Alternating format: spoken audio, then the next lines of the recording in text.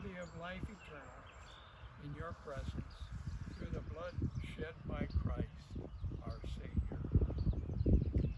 We are indeed sad that he is no longer a part of our lives, and ask that you help us to be at peace with this loss. Thank you for all who have come, the comfort and encouragement they provide, and we thank you for their safe travel to this place. For Clyde, 4 sons, and their families, may they find peace and comfort in the love you have for them and in the promises that await the faithful.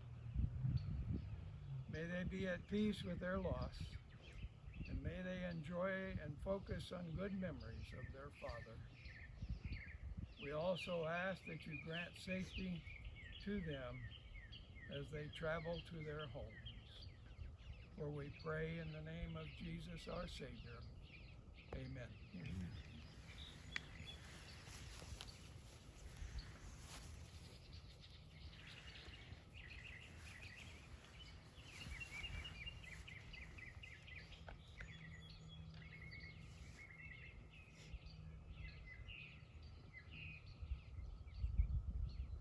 Last night I just came up with a few random thoughts to speak about Granddaddy, and some of these thoughts were things that I've had all my life, being with Granddaddy, with Clyde Easter, and well, here we go.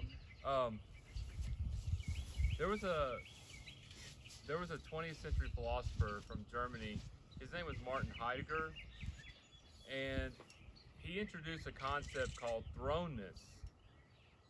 Not like a king's throne, but like you're throwing something.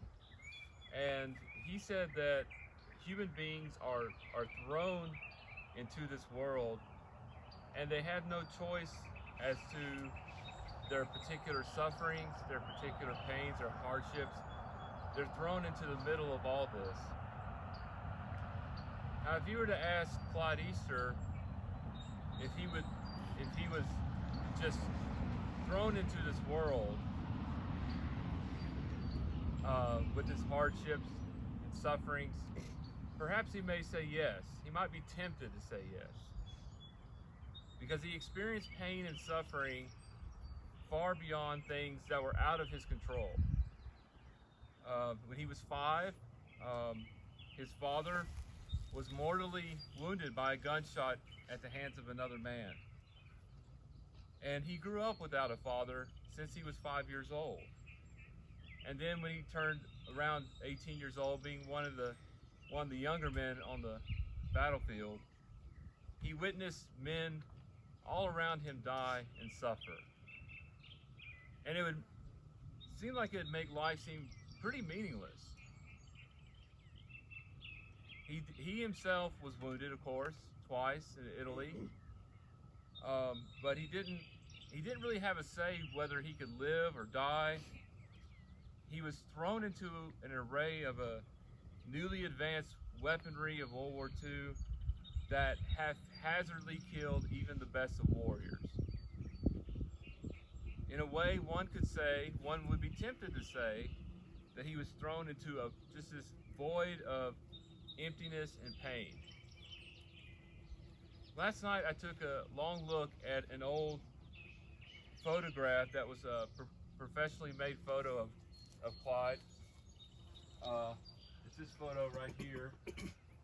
And I took a long look at it, and I'm assuming that it was sometime during basic training, perhaps before he went into combat or during combat. I don't really know. I don't know if many of us know, but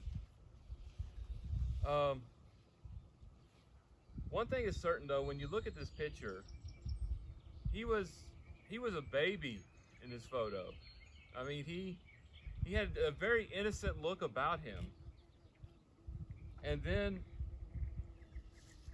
he looked different. He was a different man from what we knew after our family, after his experience there, than before his experience there. He looked different physically and psychologically, even. And he was to become, after all this suffering, a new man, reborn in these deadly foxholes in Italy. In less than 2 years of his experience there, his life had changed for the rest of his life.